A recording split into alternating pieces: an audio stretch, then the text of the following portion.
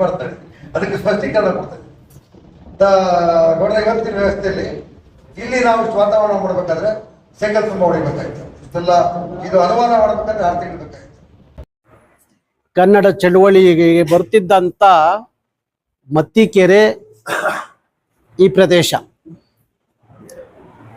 ಅದೆಲ್ಲ ಒಂದು ಹೋರಾಟದ ಹಿನ್ನೆಲೆಯನ್ನು ನಾನು ಈಗ ಮಾತಾಡಕ್ಕೆ ಹೋಗುವುದಿಲ್ಲ. ಬಹುಶಃ ನನಗೆ ಈ ಮಸೀದಿಗೆ ಬಂದ ತಕ್ಷಣ ಈ ಕನ್ನಡದ ವಾತಾವರಣವನ್ನು ನೋಡಿದಾಗ ಇಂಥದೊಂದು ವಾತಾವರಣವನ್ನ ನಾವೆಲ್ಲೂ ನೋಡ್ಲಿಕ್ಕೆ ಸಾಧ್ಯ ಇಲ್ಲ. ಯಾಕೆ ಇಂಥದೊಂದು ವಾತಾವರಣ ಆಗ್ಲಿಕ್ಕೆ ಸಾಧ್ಯ ಆಗಿದೆ ಅಂದರೆ ಅಲ್ಲೊಬ್ಬ ಹೋರಾಟಗಾರ ಇದ್ದಿದ್ದಕ್ಕೆ ಇಂಥದೊಂದು ವಾತಾವರಣ ಸಾಧ್ಯ ಆಗತ್ತೆ. ಈಗ ನಾನು ಇದು 3ನೇ ಮಸೀದಿಗೆ ಭೇಟಿ ಕೊಡ್ತಾ ಇರೋದು. ಅಲ್ಲಿಯ ವಾತಾವರಣಗಳನ್ನು ನೋಡಿಕೊಂಡು ಬಂದೆ ನಾನು. ಅಲ್ಲಿಯ ವಾತಾವರಣ ಬೇರೆ ಇತ್ತು, ಆದರೆ ಇಲ್ಲಿಯ ವಾತಾವರಣ ನನಗೆ ಮಸೀದಿಗೆ ಬಂದಂಗ ಆಗಿಲ್ಲ. ಒಂದು ಕನ್ನಡದ ಅಪ್ಪಟ ಕನ್ನಡದ ಒಂದು ಶಾಲೆಗೋ ಇಲ್ಲ ಒಂದು ಅದ್ಭುತವಾದಂಥ ಸಂಸ್ಕಾರ ಇರುವಂಥ ಜಾಗಕ್ಕೆ ಬಂದಿದ್ದೀನಿ ಅಂತ ಅನ್ನಿಸ್ತಾ ಇದೆ. ನಾನು ಬೆಳಗ್ಗೆ ಮಾಧ್ಯಮದವ್ರ ಜೊತೆಯಲ್ಲಿ ಮಾತಾಡುವಾಗ ಒಂದು ಮಾತು ಹೇಳಿದೆ. ಈ ನೆಲದ ಮಕ್ಕಳಿಗೆ ಬೇಕಾಗಿರೋದೇನು ಅಂದ್ರೆ ಒಂದು ಶಿಕ್ಷಣದ ಸಂಸ್ಕಾರ, ಇನ್ನೊಂದು ವಿಚಾರದ ಸಂಸ್ಕಾರ, ಮತ್ತೊಂದು ಗುರು ಹಿರಿಯರ ಸಂಸ್ಕಾರ. ಇದು ಇದ್ರೆ ಈ ನೆಲದ ಎಲ್ಲ ಧರ್ಮದ ಮಕ್ಕಳು ಯಾಕೆ ಬೇಕಾದ್ರೂ ಬೆಳಿಲಿಕ್ಕೆ ಸಾಧ್ಯ ಆಗುತ್ತೆ ಅನ್ನೋ ಮಾತನ್ನ ಹೇಳ್ತಾ ಇದೆ. ಯಾಕೆ ಸಮೀವುಲ್ಲಾ ಅವ್ರಿಗೆ ಈ ಸಂಸ್ಕಾರ ಬಂತು ಅಂದ್ರೆ ಅವ್ರ ಅಣ್ಣ ಅಂಥದ್ದೊಂದು ಸಂಸ್ಕಾರ ಕೊಟ್ಟಿದ್ದಾರೆ.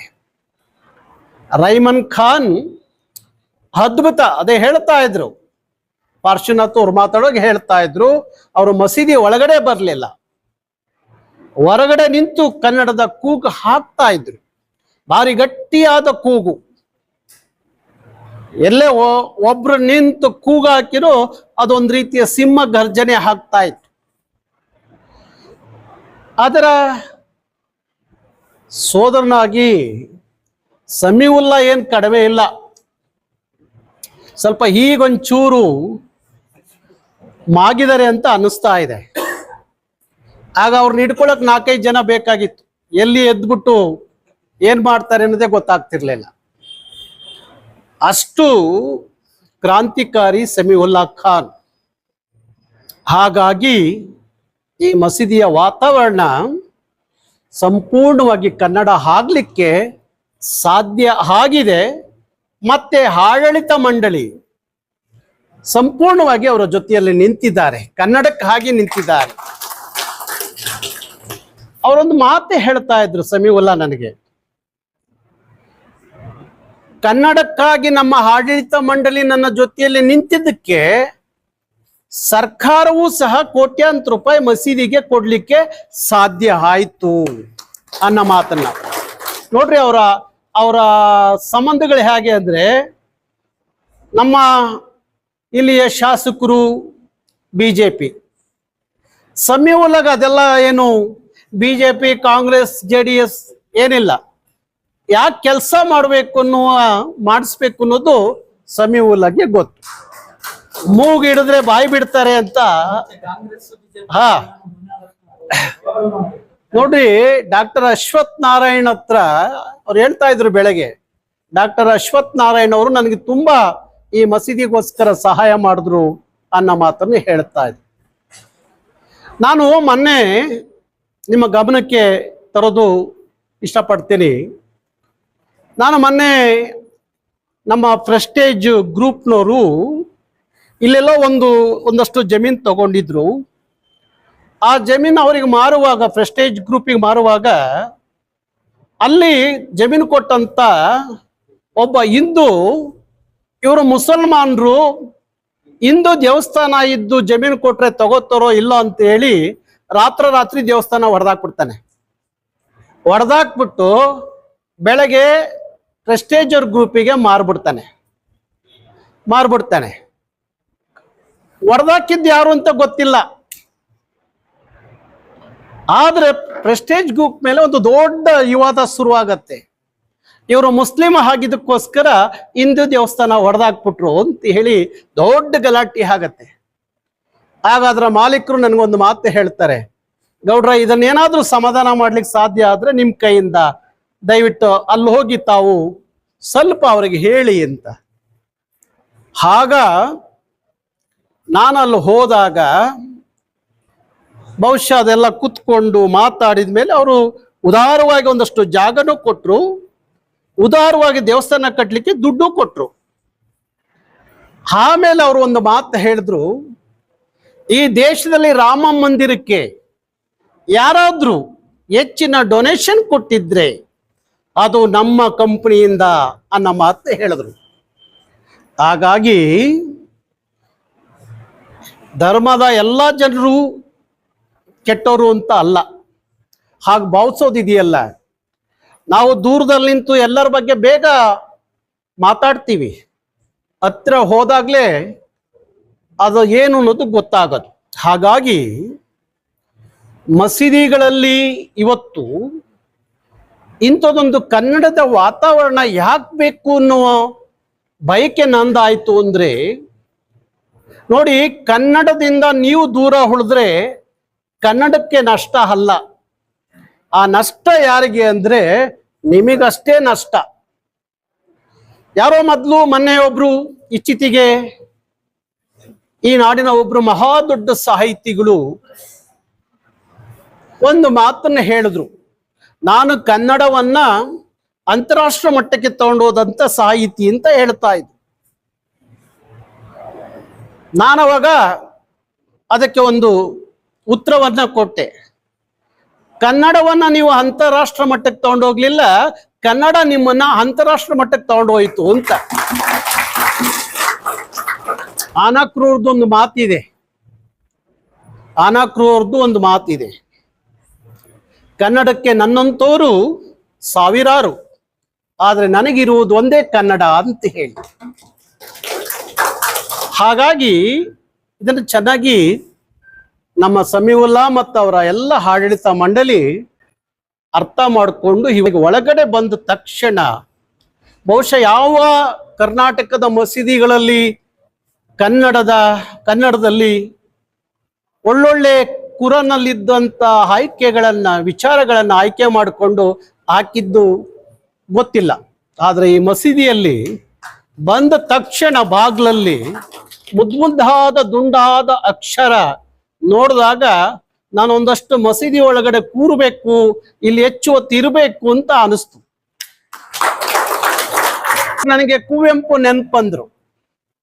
ಕುವೆಂಪು ಒಂದ್ ಕಡೆ ಬರೀತಾರೆ, ಅವರು ಭಾರಿ ದೊಡ್ಡ ಈ ನಾಡು ಕಂಡಂತ ಭಾರಿ ದೊಡ್ಡ ರಾಷ್ಟ್ರಕವಿ, ಕನ್ನಡಕ್ಕೆ ಪ್ರಥಮ ಜ್ಞಾನಪೀಠವನ್ನ ತಂದುಕೊಟ್ಟಂತ ಮಹಾಕವಿ, ವಿಶ್ವಕವಿ, ಜಗದ ಯುಗದ ಕವಿ, ರಸ ಋಷಿ ಅನ್ಸ್ಕೊಂಡಂತ ಪುಟ್ಟಪ್ಪ ಸಾವಾಗಿರುತ್ತೆ. ಅವರು ಸ್ವರ್ಗಕ್ಕೆ ಹೋಗ್ತಾರೆ. ಸ್ವರ್ಗದ ಬಾಗ್ಲಲ್ಲಿ ಆಂಗ್ಲ ಫಲಕ ಇರುತ್ತೆ, ಅವ್ರನ್ನ ವೆಲ್ಕಮ್ ಮಾಡ್ತಾ ಇರುತ್ತೆ ಸ್ವರ್ಗದಲ್ಲಿ ಆಂಗ್ಲ ಫಲಕ. ಅದನ್ನು ಪುಟ್ಟಪ್ಪನವ್ರು ನೋಡ್ತಾರೆ, ಅಯ್ಯೋ ನಾನು ಸ್ವರ್ಗಕ್ಕೆ ಬಂದ್ರೆ ಇಲ್ಲಿ ಆಂಗ್ಲ ಫಲಕ ಇಲ್ಲಿ ಅಧಿಕಾರ ಮಾಡ್ತಾ ಇದೆಯಲ್ಲ, ಆಂಗ್ಲ ಫಲಕವನ್ನ ನನ್ನ ಸ್ವಾಗತಿಸ್ತಾ ಇದ್ದಲ್ಲ ಅಂತ ಹೇಳಿ ಹಿಂತಿರುಗಿ ನರಕದ ಬಾಗಿಲು ನೋಡ್ತಾರೆ. ಅಲ್ಲಿ ಮುದ್ದಾದ ದುಂಡಾದ ಕನ್ನಡದಲ್ಲಿ ಪುಟ್ಟಪ್ಪ ನಿಮಗೆ ಸ್ವಾಗತ ಸುಸ್ವಾಗತ ಅಂತ ಹೇಳಿ ಕನ್ನಡದಲ್ಲಿ ಹಾಕಿರ್ತಾರೆ. ಆಗ ಪುಟ್ಟಪ್ಪನವರು ಒಂದು ಮಾತು ಹೇಳ್ತಾರೆ, ಕುವೆಂಪು, ಕನ್ನಡವಿಲ್ಲದ ಈ ಸ್ವರ್ಗ ನನಗೆ ನರಕ ಸಮಾನ, ಕನ್ನಡ ಇರುವ ನರಕವಾದರೂ ಅದು ನನಗೆ ಸ್ವರ್ಗ ಸಮಾನ ಅಂತ ಹೇಳಿ ಸ್ವರ್ಗಕ್ಕೆ ಹೋಗ್ಬೇಕಾದಂತ ಕುವೆಂಪು ಕನ್ನಡಕ್ಕಾಗಿ ನರಕಕ್ಕೆ ಹೋಗ್ತಾರಂತೆ. ಆ ಅನುಭವ ಇವತ್ತು ನಿಮ್ಮ ಮಸೀದಿಯಲ್ಲೇ ಆಯ್ತು. ನನಗೆ ಭಾರಿ ಖುಷಿ ಆಯ್ತು. ಯಾಕೆಂದ್ರೆ ಒಂದು ವಾತಾವರಣ ಸರಿ ಆಗ್ಬೇಕಾದ್ರೆ ಅಲ್ಲಿ ಒಬ್ಬ ಸಮೀವುಲ್ಲಾ ಖಾನ್ ಅಂತ ಒಬ್ಬ ಹೋರಾಟಗಾರ ಬೇಕು. ಹಾಗಾಗಿ ನಾನು ಯಾಕೆ ಈ ಥರದ ಒಂದು ವಿಚಾರವನ್ನ ತಗೋಬೇಕು ಅನ್ನೋ ತೀರ್ಮಾನ ಮಾಡಿದೆ ಅಂದರೆ, ಅನೇಕರು ಸೋಷಿಯಲ್ ಮೀಡಿಯಾಗಳಲ್ಲಿ ಸಾಮಾಜಿಕ ಜಾಲತಾಣಗಳಲ್ಲಿ ಬರೀತಾರೆ, ನಾರಾಯಣಗೌಡರು ಚರ್ಚ್ಗೆ ಹೋಗಿ ಗಲಾಟೆ ಮಾಡ್ತಾರೆ, ಮಂದಿರಗಳಲ್ಲಿ ಹೋಗಿ ಗಲಾಟೆ ಮಾಡ್ತಾರೆ, ಆದ್ರೆ ಮಸೀದಿಯಲ್ಲಿ ಯಾಕೆ ಕೇಳಲ್ಲ, ಮಸೀದಿಗಳನ್ನ ಯಾಕೆ ಪ್ರಶ್ನೆ ಮಾಡಲ್ಲ, ಅಲ್ಲಿ ಕನ್ನಡವೇ ಇರೋದಿಲ್ಲ, ಹಾಗಾದ್ರೆ ಅದನ್ನ ಯಾಕೆ ಸಹಿಸ್ಕೋತಾರೆ, ನಾರಾಯಣಗೌಡರಿಗೆ ಮಸೀದಿಗೆ ಹೋಗಕ್ಕೆ ಭಯವಾ ಅಂತ ಹೇಳಿ ಈ ನಕಲಿ ದೇಶ ಪ್ರೇಮಿಗಳು ಆಗಾಗ ನಮ್ಮನ್ನು ಕೆಣಕ್ತಾ ಇರ್ತಾರೆ. ಅದಕ್ಕೆಲ್ಲ ಒಂದು ಉತ್ತರ ಕೊಡ್ಬೇಕಲ್ಲ. ನಾನು ಯಾವತ್ತು ಉತ್ತರ ಕೊಡದೆ ಇದ್ದವನಲ್ಲ. ಅಲ್ಲೇ ಡ್ರಾ, ಅಲ್ಲೇ ಬಹುಮಾನ, ಅಲ್ಲೇ ಕೊಟ್ಬಿಡ್ತೀನಿ ಏನೇ ಇದ್ರೂ. ಆಗಾಗ ಕೊಡ್ತಾ ಇರ್ತೀನಿ. ಹಾಗಾಗಿ ಇಂಥದ್ದೊಂದು ತೀರ್ಮಾನ ತಗೊಂಡು ಒಂದ್ ಕಡೆ ಆ ವಿಚಾರ ಬಿಟ್ಬಿಡೋಣ, ಅದೇನು ದೊಡ್ಡ ವಿಚಾರ ಅಂತ ಏನು ಅನ್ಸಿಲ್ಲ.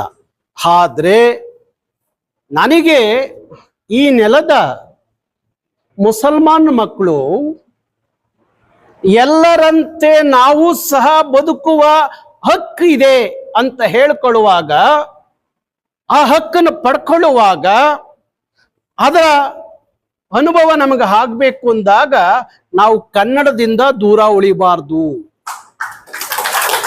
ಕನ್ನಡದಿಂದ ದೂರ ಉಳಿಬಾರ್ದು. ಒಂದು ದೊಡ್ಡ ನಮ್ಮ ಬನ್ನರ್ಘಟ್ಟ ರೋಡಲ್ಲಿ ಒಂದು ಟಿಪ್ಪು ಸುಲ್ತಾನ್ ಹೆಸರಿನಲ್ಲಿ ಒಂದು ದೊಡ್ಡ ಕಾರ್ಯಕ್ರಮ ಮಾಡಿದೆ ನಾನು ರಕ್ಷಣಾ ವೇದಿಕೆಯಿಂದ. ಅವತ್ತು ಸಾವಿರಾರು ಮುಸಲ್ಮಾನರು, ಆ ಭಾಗದ ಮುಸಲ್ಮಾನರು ಸೇರಿದ್ರು. ಅವತ್ತು ನಾನು ಇದೇ ಮಾತು ಹೇಳಿದೆ ನಾನು. ಯಾಕೆ ಅಂದ್ರೆ, ನೀವು ಟಿಪ್ಪು ಸುಲ್ತಾನ್ನ ಮುಸ್ಲಿಮರ ಆಸ್ತಿ ಅಂತ ಹೇಳಿ ಅನ್ಕೋಬೇಡಿ. ಟಿಪ್ಪು ಸುಲ್ತಾನ್ ಕರ್ನಾಟಕದ ಆಸ್ತಿ ಅಂತ ಅನ್ಕೊಳ್ಳಿ.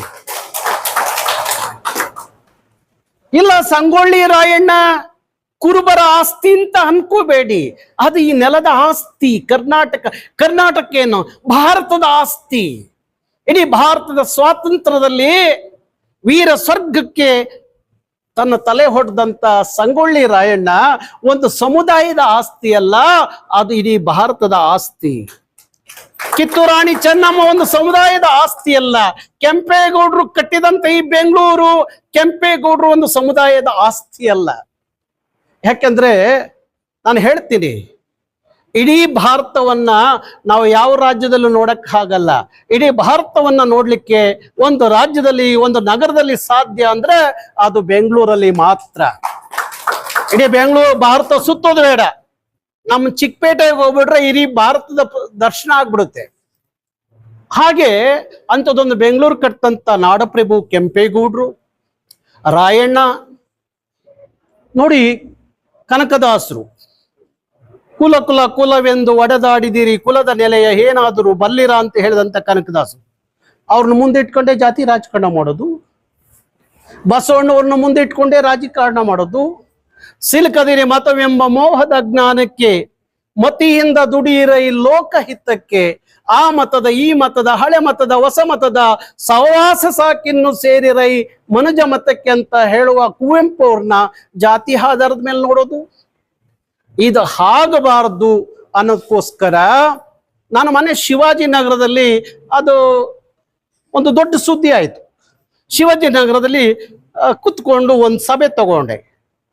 ಒಂದು 500 ಜನ ಮುಸಲ್ಮಾನರು ಇದ್ರು. 500 ಜನ ಮುಸಲ್ಮಾನರು.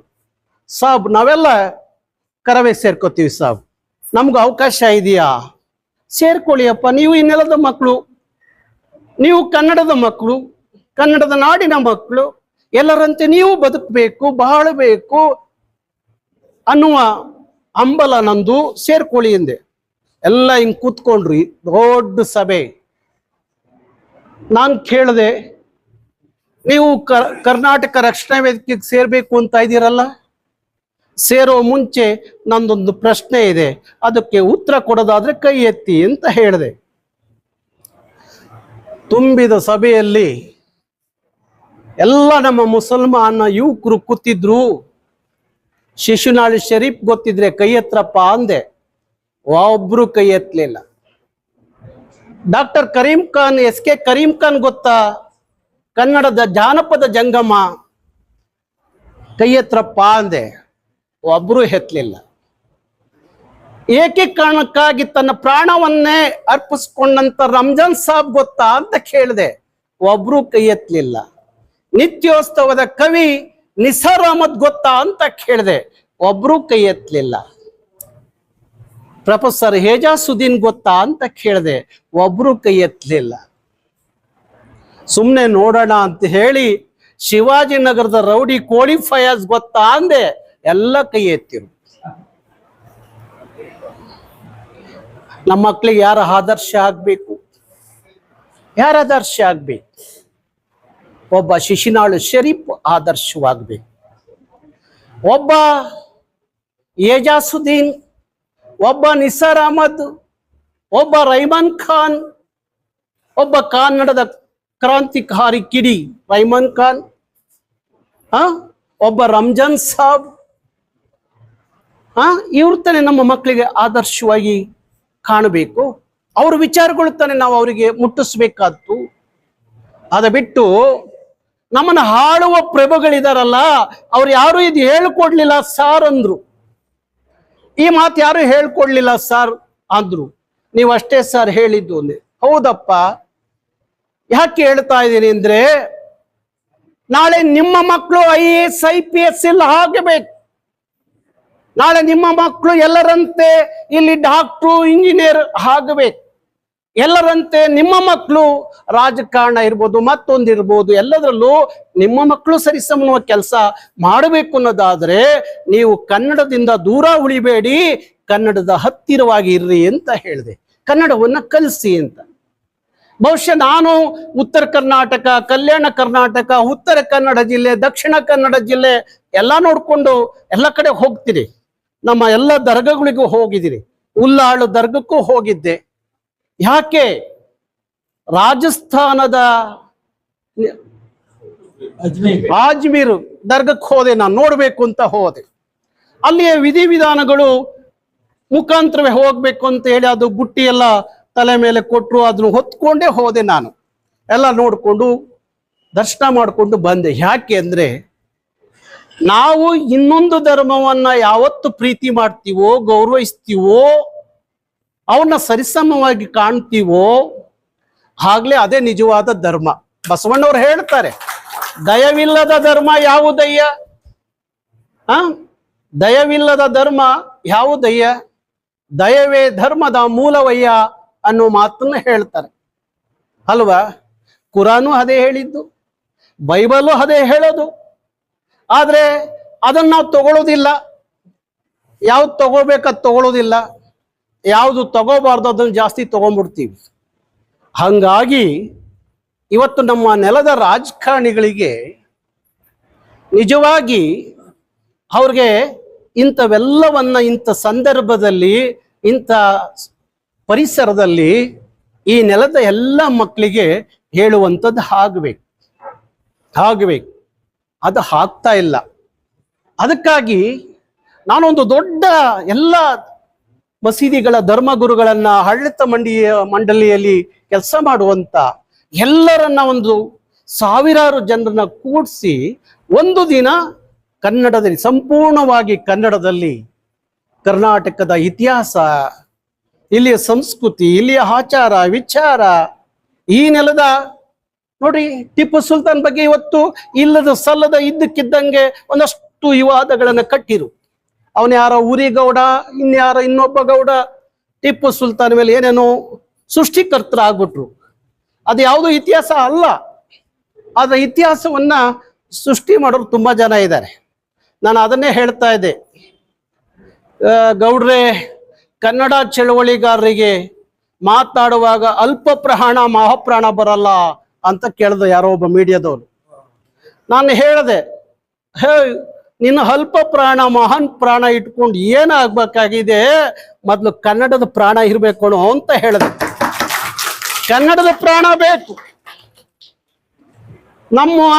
ನಮ್ಮ ಹಳ್ಳಿಯಲ್ಲಿ ನಮ್ಮ ಅಜ್ಜ ಹೇಳ್ತಾ ಇದ್ದ, ಯಾರಾದ್ರೂ ನಮ್ಮ ಹಳ್ಳಿ ಹಿರಿಯ ಹುಡುಗರು ಊಟಕ್ಕೆ ಬಂದಾಗ, ಯಾಕೋ ಅಪ್ಪ ಬರ್ಲಿಲ್ವಾ ಅವ್ವ ಬರ್ಲಿಲ್ವಾ ಊಟಕ್ಕೆ ಅಂತ. ಇಲ್ಲ ಬರ್ಲಿಲ್ಲ ತಾತ ಅಂದ್ರೆ, ಆಯ್ತಪ್ಪ ನೀನು ಉಂಡು ಇಕ್ಕಿಸ್ಕೊಂಡು ಹೋಗು ಅಂತ ಹೇಳ್ತಾ ಇದ್ರು. ಅದು ಯಾವ ಪ್ರಾಣ? ಮಹಾಪ್ರಾಣವೋ ಅಲ್ಪ ಪ್ರಾಣವೋ. ಗುಂಡು ಇಕ್ಕಿಸ್ಕೊಂಡು ಹೋಗು ಅಂದ್ರೆ ನೀನು ಊಟ ಮಾಡಿ ಮನೇಲಿ ಇರೋರಿಗೆ ತಗೊಂಡು ಹೋಗು ಅಂತ ಅರ್ಥ. ಅರ್ಥ ಆಯ್ತಾ ತಾನೆ? ಅದು ಅರ್ಥ ಆದ್ರೆ ಸಾಕು. ಕನ್ನಡ ಮಹಾಪ್ರಾಣ ಅಲ್ಪ ಪ್ರಾಣವನ್ನು ಹುಡುಕುವ ಅಗತ್ಯ ಇಲ್ಲ ಅಲ್ವಾ? ಈಗ ನಮ್ಮ ಮುಸಲ್ಮಾನರು ಮಾತಾಡ್ತಾರೆ ಕನ್ನಡವನ್ನ, ಮಾತಾಡುವಾಗ ಅವ್ರ ಕನ್ನಡ ಒಂಥರ ಇರುತ್ತೆ, ಅದು ಕನ್ನಡವೇ. ನಮ್ಮ ಕ್ರಿಶ್ಚಿಯನ್ ಬಾಂಧವರು ಅವರು ಮಾತಾಡ್ತಾರೆ, ಅವ್ರದ್ದು ಕನ್ನಡವೇ. ಈ ದಕ್ಷಿಣ ಕನ್ನಡ ಜಿಲ್ಲೆಗೆ ಹೋದ್ರೆ ಅಲ್ಲೊಂಥರ ಕನ್ನಡ ಮಾತಾಡ್ತಾರೆ. ಕರ್ನಾಟಕನೇ ಹಾಗೆ. ಒಂದು 40 ಕಿಲೋಮೀಟ್ರು ಹೋದ್ರೆ ಅಲ್ಲಿಯ ಭಾಷೆ ದಾಟಿ, ಅಲ್ಲಿಯ ಸಂಸ್ಕೃತಿ, ಅಲ್ಲಿಯ ಆಚಾರ ವಿಚಾರ, ಅಲ್ಲಿಯ ವೇಷಭೂಷಣಗಳು, ಅಲ್ಲಿಯ ತಿಂಡಿ ತಿನಿಸುಗಳು ಎಲ್ಲ ಬದಲಾವಣೆ ಆಗ್ತಾ ಹೋಗ್ತವೆ. ಅದಕ್ಕೆ ಕರ್ನಾಟಕ ಒಂದು ಸಮೃದ್ಧವಾದ ಕರ್ನಾಟಕ ಅಂತ. ಯಾವ ಯಾವ ಯಾವ ಸಂಪತ್ತಿಗೂ ಕೊರತೆ ಇಲ್ಲದ ಭಾರತದ ಮುಕುಟಮಣಿ ಅಂತ ಕರೆಸ್ಕೊಳ್ಳಿಕ್ಕೆ ಅಸಾಧ್ಯ ಆಗಿದೆ ಅದು ನಮ್ಮ ಕರ್ನಾಟಕ. ಹಾಗಾಗಿ ನೋಡ್ರಿ, ಇಲ್ಲಿ ಬಂದ್ರೆ ಯಾವ ಪುಸ್ತಕ ಇಲ್ಲ ಕನ್ನಡದ್ದು, ಎಲ್ಲ ಪುಸ್ತಕ ಇದೆಯಪ್ಪ. ಎಲ್ಲ ಧರ್ಮದ ಪುಸ್ತಕಗಳನ್ನ ಇಟ್ಕೊಂಡಿದ್ದಾರೆ. ಎಲ್ಲ ರಾಮಾಯಣದ ಪುಸ್ತಕಗಳು ಇಲ್ಲಿ ನೋಡಿದೆ ನಾನು. ಹಾಗಾಗಿ ನಾನು ನನ್ನ ಎಲ್ಲ ಮುಸಲ್ಮಾನ್ ಬಾಂಧವದವರಿಗೆ ಹೇಳೋ ಮಾತೇನಪ್ಪ ಅಂದ್ರೆ, ತಾವು ಕನ್ನಡದಿಂದ ದೂರ ಉಳಿಬೇಡಿ. ಕನ್ನಡಕ್ಕೆ ಎಷ್ಟು ಹತ್ತಿರ ಹಾಕ್ತಿರೋ ಹಾಗೆ ನೀವು ಸಹ ತುಂಬ ಎತ್ತರಕ್ಕೆ ಬೆಳೀಲಿಕ್ಕೆ ಸಾಧ್ಯ ಆಗುತ್ತೆ. ನಮ್ಮ ಇಬ್ರು ಗೆಳೆಯರಲ್ಲಿ ಒಂದು ವಾದ ನಡೀತಾ ಇತ್ತು. ಸಿಟಿ ಮಾರ್ಕೆಟ್, ನಮ್ಮ ಕೃಷ್ಣರಾಜದ ಮಾರ್ಕೆಟ್ ಹೋಗುವ ಸಂದರ್ಭದಲ್ಲಿ ಒಂದು ವಾದ. ನನಗೇನು ಅಲ್ಲಿ ಏನು ಹೇಳಿದೆ ಅಂದ್ರೆ, 4 ತಿಂಗಳಲ್ಲಿ 4 ಶುಕ್ರವಾರ ಬರ್ತವೆ. 4 ಶುಕ್ರವಾರ, 1 ವಾರ ಕನ್ನಡಕ್ಕೆ ಅಂತ ಕನ್ನಡಕ್ಕೆ ಅಂತ ನಿಗದಿ ಮಾಡ್ಬಿಡಿ. 1 ವಾರ ಕನ್ನಡ, ನೀವು ಹೇಳುವಂತ ನಿಮ್ಮ ಧರ್ಮದಲ್ಲಿ ಹೇಳುವಂತ ವಿಚಾರಗಳನ್ನ ಕನ್ನಡದಲ್ಲಿ ಹೇಳಿ. ಕನ್ನಡದಲ್ಲಿ ಒಂದಷ್ಟು ಪ್ರವಚನವನ್ನ ಕೊಡುವಂತವ್ರು ತುಂಬಾ ಜನ ಇದ್ದಾರೆ, ಮುಸಲ್ಮಾನರೇ ಇದ್ದಾರೆ, ತುಂಬಾ ಜನ ಇದ್ದಾರೆ. ಅದ್ಭುತವಾಗಿ ಇವತ್ತು ನಾನು ನೋಡ್ತಾ ಇರ್ತೀನಿ ಸಾಮಾಜಿಕ ಜಾಲತಾಣದಲ್ಲಿ ಎಂತೆಂಥ ಅದ್ಭುತವಾದಂತ ಮಾತುಗಾರರಿದ್ದಾರೆ. ಹಾಗಾಗಿ ನನಗೆ ಅನ್ಸುತ್ತೆ, ನಿಮ್ಮ ಮಸೀದಿಯಿಂದಲೇ ಅದು ಪ್ರಾರಂಭ ಆಗಲಿ, ನಿಮ್ಮ ಮಸೀದಿಯಿಂದಲೇ ಪ್ರಾರಂಭ ಮಾಡಲಿ. 4 ಶುಕ್ರವಾರದಲ್ಲಿ 1 ಶುಕ್ರವಾರನ್ನ ನಿಮ್ಮ ಧರ್ಮದ ಪ್ರವಚನ ಕನ್ನಡದಲ್ಲಿ ನಡೆಯುವಂಥದ್ದು ಆಗಲಿ. ಹಾಗಾಗಿ ಆಲ್ರೆಡಿ ಒಂದ್ಸರಿ ಕನ್ನಡದಲ್ಲಿ ನೋಡಿ, ಅವರು ಅದ್ಭುತ. ನಾನು ಅವ್ರ ಮಾತು ಇದೆಲ್ಲ ಕೇಳಿದ್ದೀನಿ. ಹಾಗಾಗಿ ಪ್ರಾರಂಭ ಆದ್ರೆ ಭಾರಿ ಅದ್ಭುತ ಅನ್ಸುತ್ತೆ. ಹಾಗಾಗಿ ನಾನು ಅನೇಕ ಈ ತರ ಮಸೀದಿ ಮತ್ತು ದರ್ಗಾಗಳಲ್ಲಿ ಹೋಗಿ ಭೇಟಿ ಮಾಡಿ, ಮತ್ತೆ ಸರ್ಕಾರ ಹೇಳ್ತಾ ಇದ್ರು ಉರ್ದು ಶಾಲೆಯಲ್ಲಿ ಕನ್ನಡ ಶಿಕ್ಷಕರು ಇದ್ದವ್ರನ್ನು ತೆಗೆದಾಕಿದರೆ ಕೊರತೆ ಇದೆ ಅಂತ ಹೇಳಿ. ಹಾಗಾದ ತಕ್ಷಣ ಮೊದಲು ನಾನು ಮುಖ್ಯಮಂತ್ರಿಗಳನ್ನ ಭೇಟಿಯಾದೆ, ಮತ್ತೆ ನಮ್ಮ ಮಧು ಬಂಗಾರಪ್ಪ ಶಿಕ್ಷಣ ಸಚಿವರನ್ನು ಭೇಟಿಯಾದೆ. ಬಾರಿ ದೊಡ್ಡ ತಪ್ಪು ಮಾಡ್ತಾ ಇದ್ದೀರಿ. ನೀವು ಕೊರತೆ ಮಾಡಬಾರದು. ಅವರಲ್ಲಿ ಏನಾದ್ರು ಕೊರತೆ ಇದೆ ಹುಡುಕಿ ಅದನ್ನ ಸರಿ ಮಾಡಬೇಕು ಹೊರತು ನೀವೇ ಸರ್ಕಾರವೇ ಕೊರತೆ ಮಾಡಿದ್ರೆ ಅದು ಸರಿಯಲ್ಲ. ಮೊದಲು ಉರ್ದು ಶಾಲೆಗಳಲ್ಲಿ ಕನ್ನಡ ಶಿಕ್ಷಕರಿಗೆ ಹೆಚ್ಚು ಅವರಿಗೆ ವೇತನ ಕೊಟ್ಟು ಅವ್ರಲ್ಲಿ ಕೆಲಸ ಮಾಡಕ್ಕೆ ಹೇಳಿ ಅಂತ ಹೇಳಿ ನಾನು ಮುಖ್ಯಮಂತ್ರಿಗಳ ಜೊತೆಯಲ್ಲಿ ಕುತ್ಕೊಂಡು ಮಾತಾಡಿದೆ. ಮತ್ತೆ ನಮ್ಮ ಶಿಕ್ಷಣ ಸಚಿವರು ಮಧು ಬಂಗಾರಪ್ಪನವ್ರ ಜೊತೆಲೂ ಮಾತಾಡಿದೆ. ಮತ್ತೊಮ್ಮೆ ನಿಮ್ಮನ್ನೆಲ್ಲ ಕರ್ಕೊಂಡು ಇನ್ನೊಂದ್ಸಲಿ ಮುಖ್ಯಮಂತ್ರಿಗಳ ಜೊತೆಲಿ ಮಾತಾಡುವಂಥದ್ದು. ಮತ್ತೆ ನಾವೇನು ಒಂದು ಸಮಾವೇಶವನ್ನ ಮಾಡಲಿಕ್ಕೆ ಹೊರಟಿದ್ದೀವಿ, ಅದರ ಉದ್ಘಾಟನೆಯನ್ನ ಮುಖ್ಯಮಂತ್ರಿಗಳ ಮುಖಾಂತರನೇ ಮಾಡಿಸಿ. ಯಾಕಂದ್ರೆ ಇಷ್ಟೋ ನಾನು ನೋಡಿದ ಮುಖ್ಯಮಂತ್ರಿಗಳಲ್ಲಿ ಸಿದ್ದರಾಮಯ್ಯನವರಿಗೆ ಒಂದಷ್ಟು ಕನ್ನಡದ ಕಾಳಜಿ ಕಳಕಳಿ ಇದೆ. ಹಾಗಾಗಿ ಅವ್ರ ಕಾಲಕ್ಕೆ ಇಂಥವೆಲ್ಲ ಆಗ್ಬೇಕು ಅನ್ನುವ ಕಾಳಜಿ ನಂದು. ಹಾಗಾಗಿ ಒಂದು ನಿಯೋಗ ಮುಖ್ಯಮಂತ್ರಿಗಳ ಭೇಟಿ ಮಾಡೋಣ. ಅವರು ಸಹ ನಮ್ಮ ಕಾರ್ಯಕ್ರಮಕ್ಕೆ ಬಂದಾಗ ಅವರಿಂದ ಏನೆಲ್ಲ ಮಾತಾಡಿಸ್ಬೇಕೋ ಅದನ್ನ ನಾನು ಮಾತಾಡಿಸ್ತೀನಿ ಅನ್ನೋ ಮಾತು ಹೇಳ್ತಾ, ಬಹುಶಃ ಇವತ್ತು ಒಂದು ಅದ್ಭುತವಾದಂಥ, ನನಗಂತೂ ಇವತ್ತು ಭಾರಿ ಚೆನ್ನಾಗಿ ನಿದ್ದೆ ಬರುತ್ತೆ, ಒಳ್ಳೆ ಊಟನೂ ಮಾಡ್ಬೋದು. ಇವತ್ತಿನ ವಾತಾವರಣ ಅಂತ ಅದ್ಭುತವಾದಂಥ ವಿಶೇಷವಾದಂಥ ವಾತಾವರಣ ಅಂತ ಹೇಳಿ ನನಗೆ ಅನಿಸಿದೆ. ಅನ್ಸಿದೆ. ಇದೇ ಆಗ್ಬೇಕಾದ್ದು. ಎಲ್ಲಿ ಕನ್ನಡ ಇಲ್ವೋ ಅಲ್ಲಿ ನಾವು ಕನ್ನಡವನ್ನು ಹುಡುಕ್ಬೇಕು ಹೊರತು ಕನ್ನಡ ಇರುವ ಜಾಗದಲ್ಲಿ ಪಾರ್ಶ್ವನಾಥ್ ಹೇಳ್ತಾ ಇದ್ರು, ನಾವು ನಮ್ಮ ಕ್ಷೇತ್ರದಲ್ಲಿ ನಮ್ಮ ಏರಿಯಾದಲ್ಲಿ ಕನ್ನಡ ಹೋರಾಟ ಮಾಡೋದು ಅದೇನು ಕಷ್ಟ ಅಲ್ಲ. ಇಲ್ಲಿ ಮಾಡೋದು ಇದೆಯಲ್ಲ, ಈ ಒಂಟಿ ಹುಲಿ, ಅದನ್ನು ಒಂಟಿ ಹುಲಿ ಅನ್ನೋದೋ ಇಲ್ಲ ಒಂಟಿ ಸಲಗ ಅನ್ನೋದೋ ಗೊತ್ತಿಲ್ಲ. ಹಾಗಾಗಿ ಅವರ ಕನ್ನಡದ ಪ್ರೀತಿ ಕಾಳಜಿ ಅದೇನು ಇವತ್ತಿಂದ ನೋಡ್ತಾ ಇಲ್ಲ. ಎಲ್ಲಾರು ಒಂದು ಸಡನ್ ಒಂದು ಬಾಂಬ್ ಸಿಡಿತಿತ್ತು ಅಂದ್ರೆ ಅದು ಇಲ್ಲಿಂದ ಸಿಡಿತಿತ್ತು ಕನ್ನಡ ಚಳವಳಿಯಲ್ಲಿ. ಹಾಗಾಗಿ ಸಮೀವುಲ್ಲಾ ಖಾನ್ ಇವತ್ತು ಒಂದು ಅದ್ಭುತವಾದಂತ ವಿಚಾರ. ಇಡೀ ತಂಡ, ಇಡೀ ಆಡಳಿತ ಮಂಡಳಿ, ನಮ್ಮ ಕಾರ್ಯದರ್ಶಿಗಳು, ಅಧ್ಯಕ್ಷರು, ಎಲ್ಲ ಅವರ ಸಹಪಾಠಿಗಳು ಒಂದು ಅದ್ಭುತವಾದಂತ ನೋಡಿ. ಈ ವಾತಾವರಣ ಬೇಕು. ಓದೆ ಪುಟ ಬಂದೆ ಪುಟ ಅಂದ್ರೆ ಪ್ರಯೋಜನ ಆಗಲ್ಲ ನೋಡಿ. ಇದು ಎಷ್ಟು ಅದ್ಭುತವಾದ ಒಂದು ಸಭೆ, ಒಂದಷ್ಟು ವಿಚಾರ.